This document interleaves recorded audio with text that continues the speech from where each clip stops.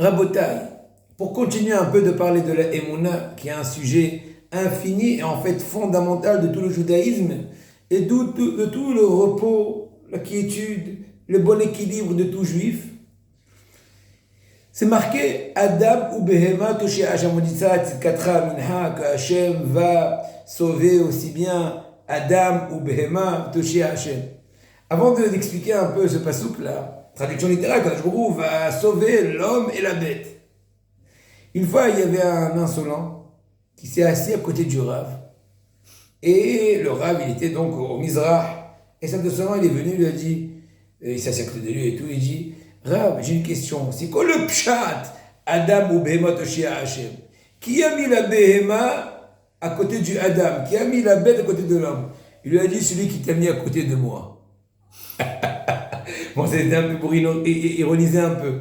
Mais en fait, nos sages disent de façon midrashique, Anashim sha'aromim beda'at ke Adam. Un homme, il peut être très sage, avec beaucoup de sagesse, etc. Mais il s'est annulé sa conscience comme une BMA, comme une bête. C'est-à-dire, lors de l'épreuve, il ne réfléchit plus. Ce qu'Hachem veut, je le fais. Je ne comprends plus rien. Je vais chez le tzaddik, je vais chez mon rab, je vais chez le rab. Ce qu'il dit, je fais. Je ne pose plus de questions. Mais il me semblerait pas logique. Non, on annule. Pourquoi, Rabotai? C'est ça le secret. Étant donné si on voit de zéro, en fait, on ne comprend rien. Et c'est la réalité, on ne comprend rien. On croit comprendre quelque chose.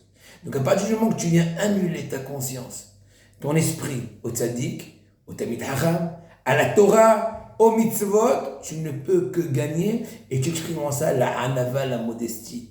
Moshe Rabbeinu, grand comme il était, l'essentiel point qui a été mis en évidence dans Moshe Rabbeinu dans la Torah, le point culminant, c'est la hanava, la modestie. Qu'est-ce qu'il a dit Moshe Rabbeinu?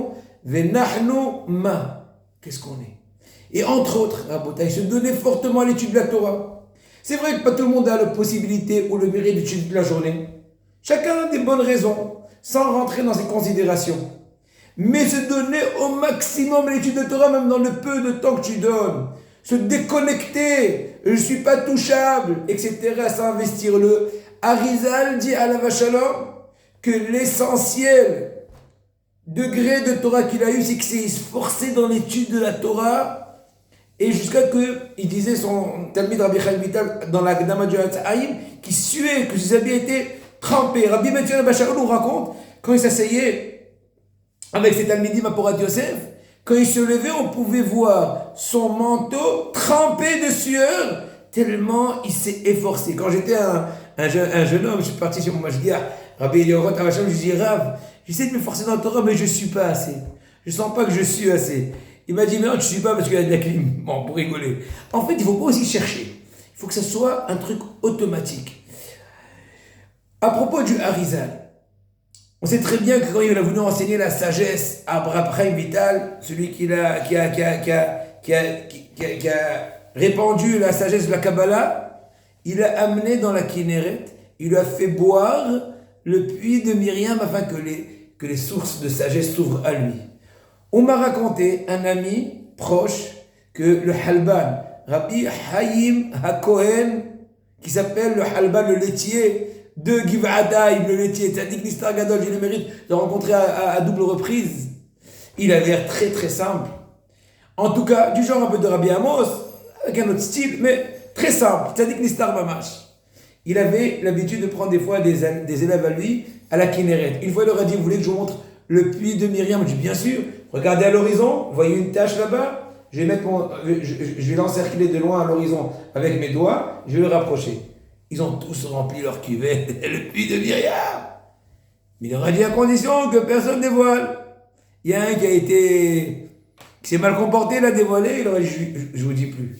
Et pour finir, la Gemara raconte qu'une bonne dame, elle a tardé.